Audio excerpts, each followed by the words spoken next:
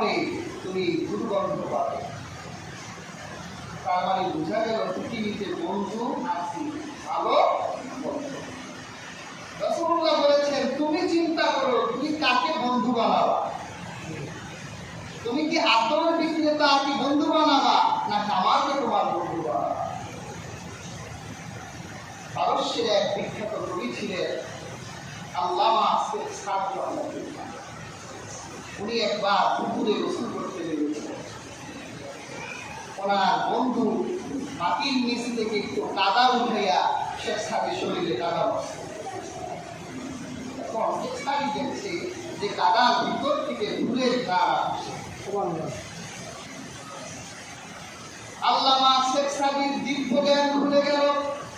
কবি মানুষ ভবের জগতে চলে গেছে। আল্লামা শেখ সাদি বলেন, বন্ধু কলম একদা দিলেন বন্ধু ছিলাম যখন নাইতে,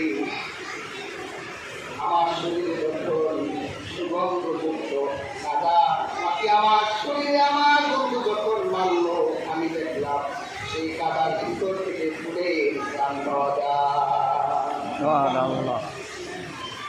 আমি বললাম, কস্তুরী কিবাটি তুমি, সুবাস তোমার পাগল কেমন টাইপে, তুমি কি হরিণের মৃগ নাভি নাকি যে তোমার ভেতর থেকে এত সুন্দর একটি গান আসছে। তখন ওই দাদা তাকে বলছে, দিব্য ভবের জগতে আসতে বলি দাদা বলছে, তুচ্ছ বলগম আমি তো শহর ছিল কতকাল ছিলাম এক খালকে, মানে আমার বুকে কোনো এক ব্যক্তি একটা ফুলের গাছ ফুলেছিল, একটা সুগন্ধিযুক্ত ফুল আমার গায়ের উপর পড়ল। দীর্ঘদিন ওর সাথে থাকার কারণে বন্ধুর ফুল বসিয়াছি মম মাঝে, তো নইলে কি কাদায় সুবাতাস এত পাইবে। বন্ধুর ফুল পাওয়ার কারণে আমি কাদাও এখন বন্ধুর ফুলে সুগন্ধিযুক্ত করিতেছি। আল্লাহ হাবিব বুঝাতে চাইলেন, তুমি যদি কোন জেনাকার বন্ধুর সঙ্গ গ্রহণ করো, আশা করা যায় 1 মাসের মধ্যে তোমার জেনাকার বন্ধু তোমাকে জেনাকার বানিয়ে দিবে। তুমি যদি কোন দুর্নীতিবাজের বন্ধু হও, রাস্তা দেখাই দিলে কেমনে দুর্নীতি করতে হয়। তুমি যদি কোনো মিথ্যাবাদী বন্ধুর সঙ্গ গ্রহণ করো, তাহলে কোথায় মিথ্যা বলতে হবে তোমার বন্ধু তোমাকে শেখাই দিবে। তুমি যদি আগুনের কাছে যাও, আগুনের তাপ তোমার শরীরে লাগবে। তুমি যদি দুষ্ট বন্ধুর সঙ্গ গ্রহণ করো, তাহলে তার দুষ্টামি অর্জুনগুলো তোমার ভিতরে প্রবিষ্ট হবে। আবার তুমি যদি একজন নামাজি বন্ধুর সঙ্গ গ্রহণ করো, আশা করা যায় 1 মাসের মধ্যে তুমিও নামাজি হয়ে যাবা। তুমি যদি রোজাদার বন্ধুর সঙ্গ নাও, আশা করা যায় তুমি রোজাদার হয়ে যাবে। তুমি যদি সত্যবাদী ইসলামহীন মুত্তাকি বন্ধুর সঙ্গ গ্রহণ করো, আশা করা যায় তুমি মুত্তাকি সত্যবাদী আল্লাহী হয়ে যাবে।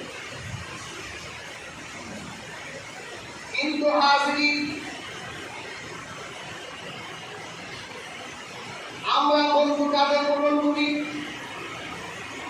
আল্লাহ পাক কোরআন কারীমে স্পষ্টভাবে নিষেধ করলেন, কাফেরকে বন্ধু বানায়ো না। সূরা মায়েদার 51 নম্বর আয়াতে আল্লাহ পাক বলেন, ইয়া আইয়ুহাল্লাযীনা আমানু লা তাত্তাখিযুল ইয়াহুদ ওয়ান নাসারা। আল্লাহ পাক বলেন, ইহুদি আর খ্রিস্টানকে তোমার বন্ধু বানায়ো না। এই আয়াতে অনেক সংশয়বাদীরা যারা নাস্তিক, এই আয়াতকে হাতিয়ার করে মুসলমানদের বিপক্ষে একটা যুক্তি দাঁড় করা যে আল্লাহ এবং মুহাম্মদ সাল্লাল্লাহু আলাইহি ওয়াসাল্লাম মানবতা বিরোধী। কিভাবে? কাফের মুনাফিকের সাথে বন্ধুত্ব নিষেধ করেছে। আল্লাহ মুহাম্মদ ইসলাম কাফের এবং মুনাফিককে